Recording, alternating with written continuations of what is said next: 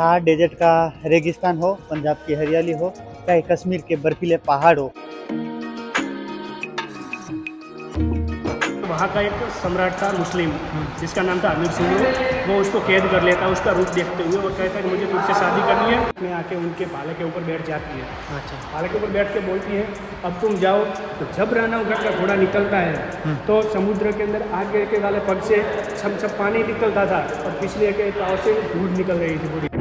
Welcome to સીમા દર્શન નડાબેટ। સીમા દર્શન નડાબેટમાંનું આપનું હાર્दिक स्वागत છે। नज़ारा इस तरफ तो पूरा कुछ नज़र ही नहीं आ रहा, आगे लग रहा धरती एंड है। चलती जाओ। कॉरिडोर से 500 मीटर की दूरी पे नडेश्वरी माता मंदिर है, ये देख सकते हो। पहुंच गए मंदिर दर्शन के लिए।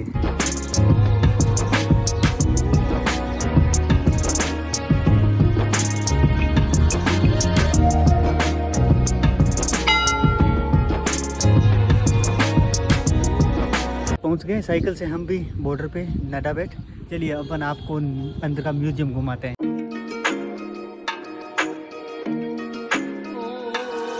यहाँ देख सकते हो आई एम एट नडाबेट।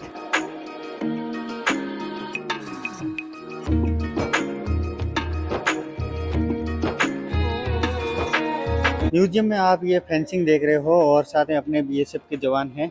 यहाँ पर आप देखने को मिलेगा थार डेजर्ट का रेगिस्तान हो, पंजाब की हरियाली हो, चाहे कश्मीर के बर्फीले पहाड़ हो, ये सभी अलग अलग दर्शाया गया है। यहाँ देख सकते हो ये इस तरीके से पूरा मिट्टी और ये थार डेजर्ट और ऐसे झाड़ फूड़ छोटे छोटे। थोड़े आगे बढ़ते हैं तो ये जैसलमेर बाड़मेर क्षेत्र का दर्शाया गया है। ये कांटे नुमा इस तरीके से आप देख सकते हो, अलग अलग जगह का घास वगैरह। और ये वॉकी टॉकी से बात करते हुए साथ में बंकर का नज़ारा दिखाया गया है यहाँ पर। अभी तक अपन थार में हैं, थार से आगे बढ़ते ही देख सकते हो आगे ये पंजाब का हरियाली कुछ इस तरीके से दर्शाया गया है। ये पंजाब के खेत खलियान जाती पेड़ पौधे इस तरीके से, और ये बॉर्डर से इस तरीके से सिक्योरिटी करते हुए आगे चलते हैं तो ये कश्मीर की आप देख सकते हो बर्फीले पहाड़।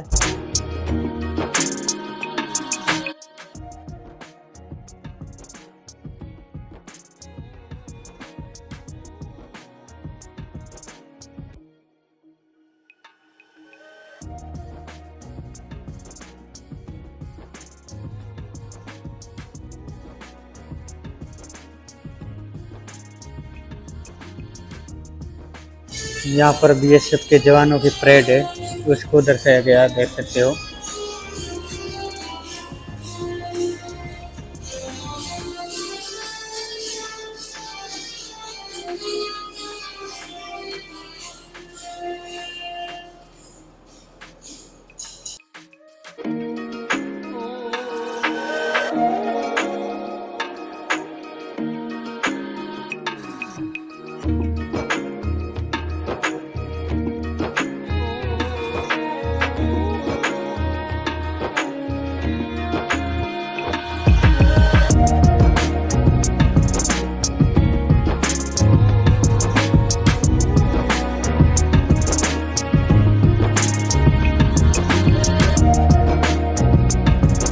इस वक्त हम हैं नडेश्वरी माता मंदिर, जो म्यूजियम बना हुआ वहाँ पर है, और बहुत सारी अलग अलग जो घटनाक्रम हुए हैं और जो अलग अलग चमत्कार बोल सकते हैं वो देख सकते हैं। भैया से बोलते हैं। नमस्ते भैया जी। नमस्ते। आपका शुभ नाम?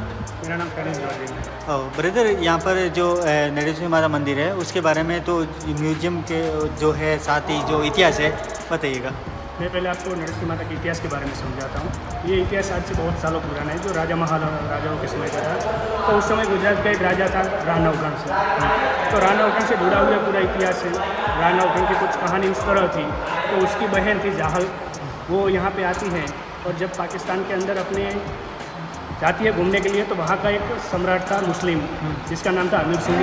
वो उसको कैद कर लेता है उसका रूप देखते हुए और कहता है कि मुझे तुझसे शादी करनी है। तो वो एग्री नहीं होती है, मैं अभी नहीं कर सकती, मेरा अभी व्रत चालू है। तो अमीर सिंह क्या करता है, उसको कैदी बना के रखता है। जब तक तेरा व्रत खत्म नहीं होता है ना, तब तक तुम मेरे गिरफ्त में ही रहे। जैसे तेरा व्रत खत्म होता है हम शादी कर लेंगे। तो जाहल को वो मंजूर नहीं था एक गैर हिंदू के साथ विवाह करना। तो वो क्या करते हैं, छुटके से अपने भाई रानावगढ़ को चिट्ठी भेज दिया कि मेरी कुछ इस तरह हालत है, आप आइए मुझे बचाइए। तो वो रानावगढ़ चिट्ठी पढ़ता है। तो यहाँ से जो अपना गुजरात के ये एरिया है वहाँ से उसको पाकिस्तान जाना था। तो अगर वो पूरा घूम के जाता तो उसको बहुत समय लग सकता था। उस टाइम उसकी बहन का व्रत भी खत्म हो जाता और वो ज़बरदस्ती शादी भी कर लेता।